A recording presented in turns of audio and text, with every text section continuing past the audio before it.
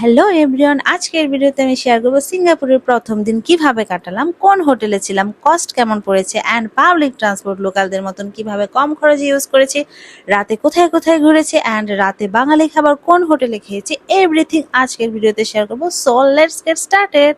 Airport থেকে এখন আমরা আমাদের হোটেলে যাব এমআরটি ইউজ করে। সিঙ্গাপুরের এমআরটি স্টেশন টার্মিনাল 2 অ্যান্ড 3 এর মাঝখানে।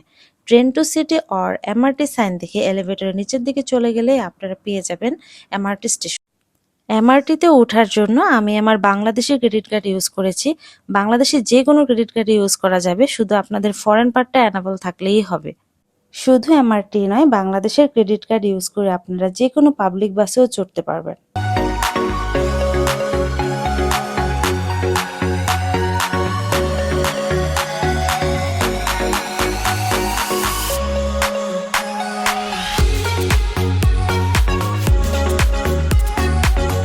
তানামারা থেকে এমআরটি ইন্টার এক্সচেঞ্জ করে আমরা ল্যাভেন্ডারে চলে আসলাম।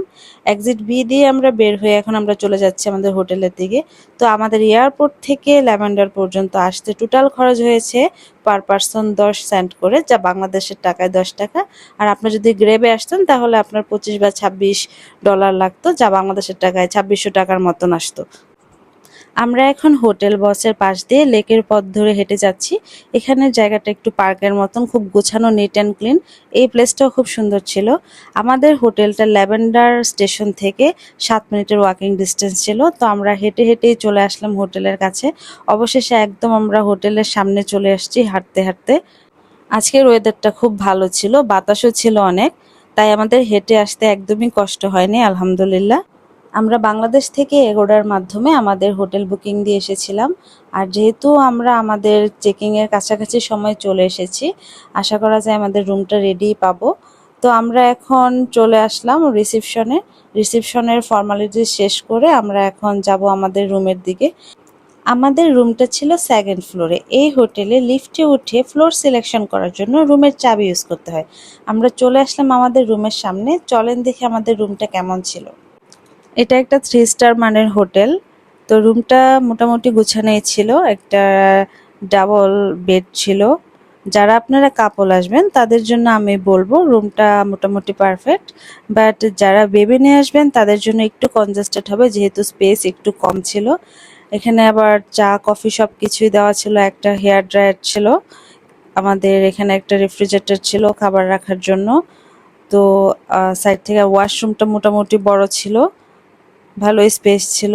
এই হোটেল সিলেকশনের মেন কারণ হলো এখান থেকে মোস্তফা সেন্টার, এমআরটি স্টেশন, সুলতান মক্স সবকিছু ওয়াকিং ডিস্টেন্সের মধ্যেই ছিল।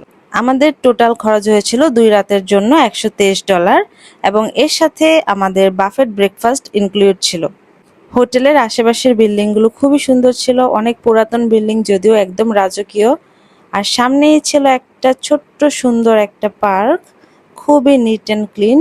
রাতে ফ্লাইট থাকার কারণে আমাদের একদমই ঘুম হয়নি, খুবই ক্লান্ত। এখন লম্বা একটা ঘুম দিব, ঘুম শেষে আপনাদের সাথে আবার দেখা হবে। ঘুম থেকে উঠে রাত 10টায় আমরা বের হয়ে যাই। আজকে রাতে সিঙ্গাপুর শহরটা এক্সপ্লোর করব। রাতের শহর কেমন হয় সেটাই দেখব। তো আমরা হেঁটে হেঁটে চলে যাচ্ছি। এখন আমরা আছি জালানবাসার রোডে। আমরা যাচ্ছি রচর রোডের দিকে। দেন সেখান থেকে Queen Street bus terminal and Sultan মক্সটা ভিজিট করব। তো আমরা যে রাস্তা দিয়ে যাচ্ছি তার ঠিক সামনেই আপনি একটু হেঁটে গেলে পেয়ে যাবেন লিটল ইন্ডিয়া, আর বাম দিকেই কুইন স্ট্রিট বাস টার্মিনাল, যেখান থেকে মালয়েশিয়া সিঙ্গাপুরের বাই রুটের বাসগুলো থাকে। সিঙ্গাপুর থেকে মালয়েশিয়া বাই রুটে কিভাবে যেতে হয় পরবর্তী কোনো ভিডিওতে আমি ডিটেলস শেয়ার করব।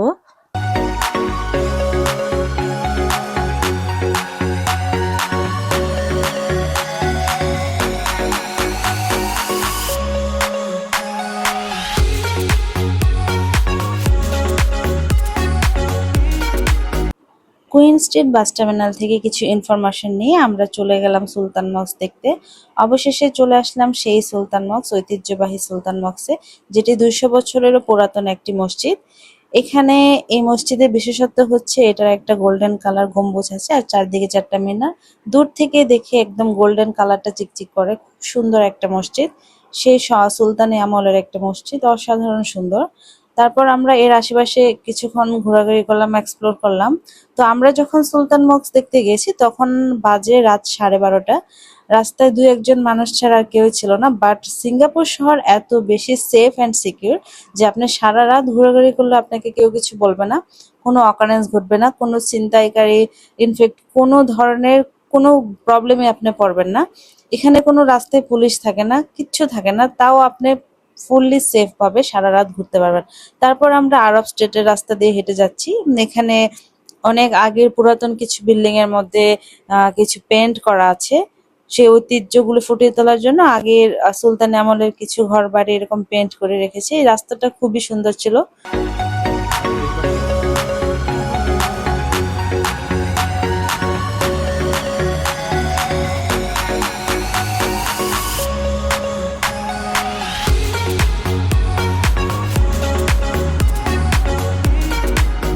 রাতের এই আরব স্ট্রিট অন্যরকম সুন্দর ছিল, নীরব নিস্তব্ধ। এই আরব স্ট্রিট দিয়ে আমরা হেঁটে যাচ্ছি, যদিও আমার ভয় লাগেনি একদমই, কারণ সিঙ্গাপুর অনেক সেফ অ্যান্ড সিকিউর।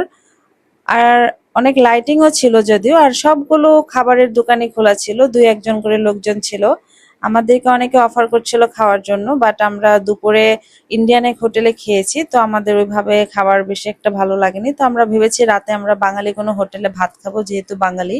আরব স্ট্রিটের এই রাস্তাটা সন্ধ্যায় খুবই জমজমাট থাকে। ম্যাক্সিমাম টুরিস্টই সন্ধ্যার সময় আসে। এখানে প্রচুর খাবারের দোকান থাকে, ওদের লোকাল ফুড, ইন্ডিয়ান ফুড, বিভিন্ন ধরনের খাবারের দোকান এখানে আছে। বাট এরকম মিড নাইটে লোকজন খুবই কম আসে, আমাদের মতন এক দুইজন তখন ছিল। বাট মিড নাইটের সেই সৌন্দর্যটা ছিল অসাধারণ, মনে হচ্ছে রঙিন কোনো অন্য জগতে আমরা চলে গিয়েছি।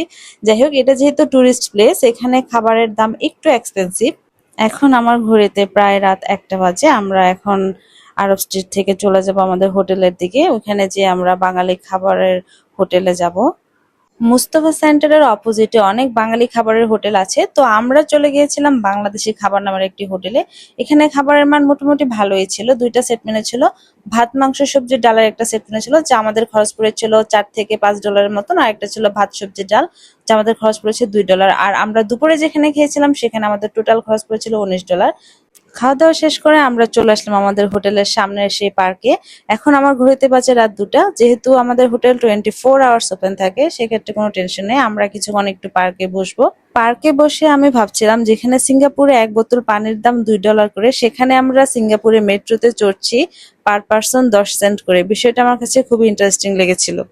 নেক্সট ভিডিওতে আমি শেয়ার করব সিঙ্গাপুরের কোথায় কোথায় ঘুরেছি, কিভাবে ঘুরেছি, অ্যান্ড আরো কিছু নতুন নতুন ইনফরমেশন নিয়ে আপনাদের সামনে আসবো। ততদিন আমার সাথেই থাকবেন। আল্লাহ হাফেজ।